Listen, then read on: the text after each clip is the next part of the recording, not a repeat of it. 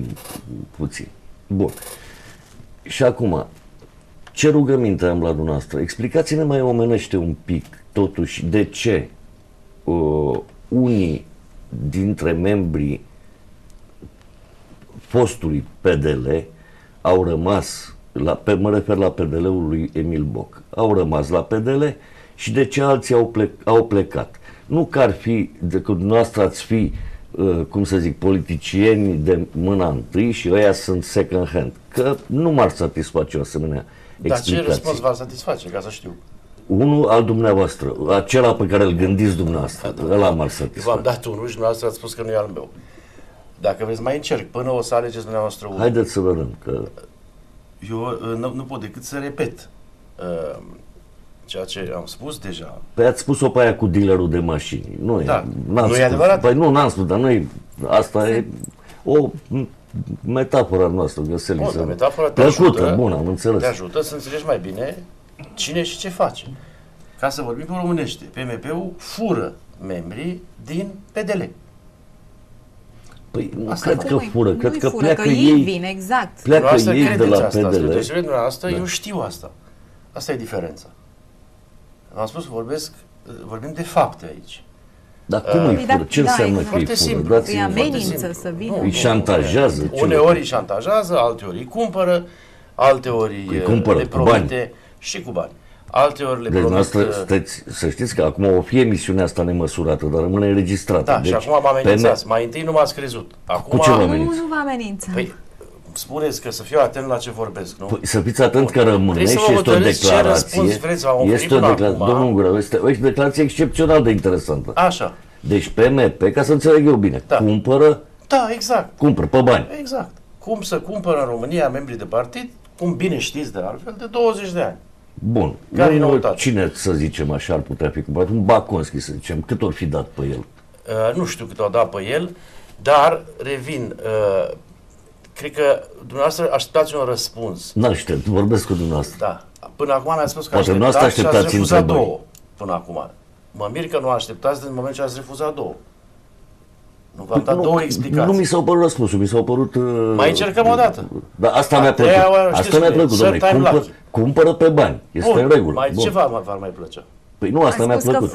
Că vă fură membrii. Dar v-am întrebat, bun, pe Baconski, știți cum l-au cumpărat? Aveți altă exemplu, pe Cristi Preda, pe cine au mai cumpărat? Nu știu să vă spun pe cine au cumpărat, că aș ști să vă spun. Nici cât costă bucata. Nu vă spun pe cine Dumneavoastră au cumpărat. v-a făcut vreo propunere? Pentru că nu cred că au niciun fel de iluzii în ce privește poziția mea față de ei și fidelitatea mea față de PDL.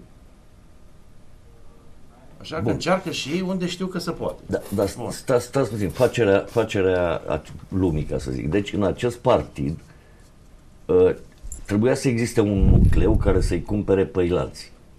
Nu? Nucleul... Domnul Smeron, de ce vă faceți că nu înțelegeți nimic? Păi dar nu înțeleg. Dumneavoastră mă dezamăgiți. Spre deosebire de dumneavoastră... Arborați o naivitate de început de lume. Spre deosebire de dumneavoastră, care sunteți politiciani și le știți pe toate, eu nu știu, lumii. Că poate vă aduceți aminte ceea ce știți. Da? Dat-mi faptul că vă ocupați, faceți gazetărie politică. Îmi vine greu să cred că nu înțelegeți faptele al căror martori sunteți. Acest partid a apărut la nervi. Da? Primii pași au fost făcuți la 2 zile după faimoasa convenție a PDL. Când ce s-a întâmplat, domnul Smeoreanu? Vă mai aduceți aminte? Păi mi-aduc aminte. Ce s-a întâmplat? Uite, dacă mă satisface răspunsul dumneavoastră. Păi îl știm deja. Ce s-a întâmplat? Cum ați interpretat dumneavoastră ce s-a întâmplat? A ieșit omul și la perdeluță și așa. A zis ce a zis. Dar înainte de asta ce s-a întâmplat? Eu am fost acolo la congres. Vedeți? Da? Am fost la congresul dumneavoastră. Deci măcar pe asta ne putem înțelege. Da, vă spun sincer, nu ne putem înțelege nici pe asta. Să vă spun de ce nu ne putem înțelege. Mulțumesc de garanție. Să vă spun de ce. Pentru că, într-adevăr, da, a ieșit la perdeluță cu vesta de salvare sau cu ce. Eu am întrebat de convenție. Am întrebat dacă vă faceți aminte ce s-a întâmplat la convenție. Ce anume? Ce s-a, păi spuneți-ne dumneavoastră. Nu nimic surprinzător, da, a câștigat Vasile Blan. Deci a câștigat Blan. Bun. Da. Adică a câștigat ce nu trebuia. Da? Asta s-a întâmplat la convenție. Efectul, consecința acestui deznodământ a fost apariția rapidă,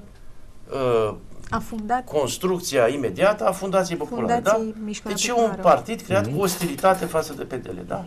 Un partid care e creat cu ostilitate, după cum bine știți, ca fiind observator al vieții economico-politice, se va ocupa cu ce? Cu ceea ce în economie se numește preluare ostilă.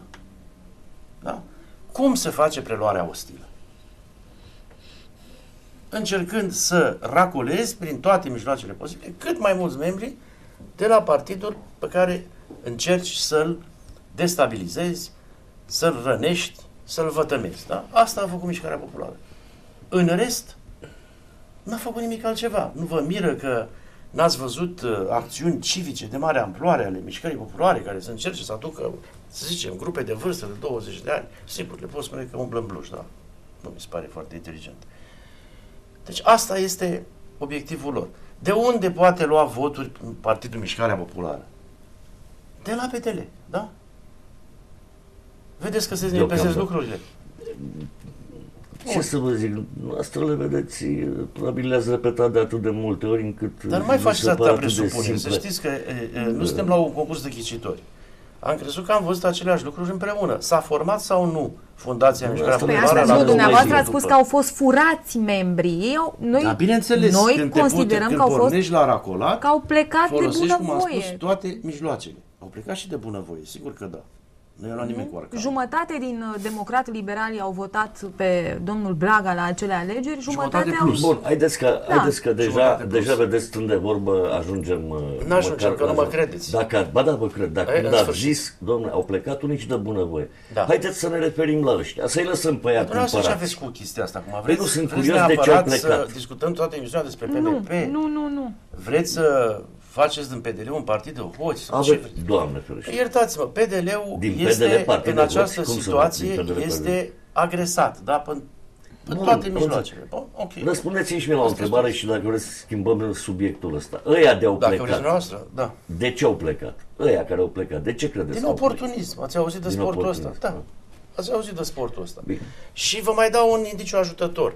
Mulți dintre cei care au plecat, nu toți, pentru că între ei, sigur că probabil după părerea noastră s-au fost și niște sfinți. Mulți dintre cei care au plecat nu sunt la prima plecare. Sunt la a doua, la a treia. Avem un record, domnul Marin Anton, care sigur, ca om care a trecut în 4 partide, este exponentul principal al noii doctrine de puritate și etică morală a PMP-ului. Un singur exemplu. Un personaj notoriu în Giurgiu, cu o reputație depusă în ramă. El este, bineînțeles, noul fel de a face politică în România și de-aia l-a luat PMP-ul. Bun. Vreți să vă mai dau exemplu? Domnul primar de Târgoviște. Da? Deci, cu dosar penal. Da? Deci am observat că vă plac faptele.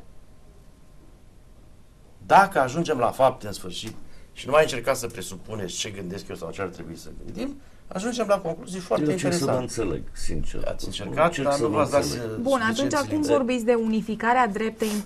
Da. Atunci când vorbim de unificarea dreptei, băgăm în aceeași oală toate partidele de dreapta. Cum puteți vorbi despre o unificare a dreptei noi nu dacă... vorbim de unificarea dreptei. Ba, și democrat-liberalii au susținut unificarea dreptei. După ce a rupt-o.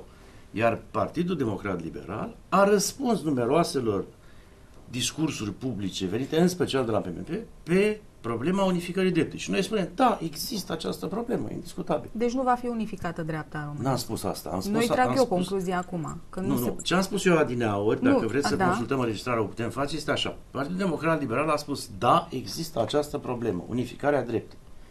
Ea trebuie discutată a doua zi după alegerile europarlamentare din 25 mai. Și cum faceți cu cei din Partidul Mișcarea Populară care fac cum să facem? Ei sunt partid, ei ideea lor vor să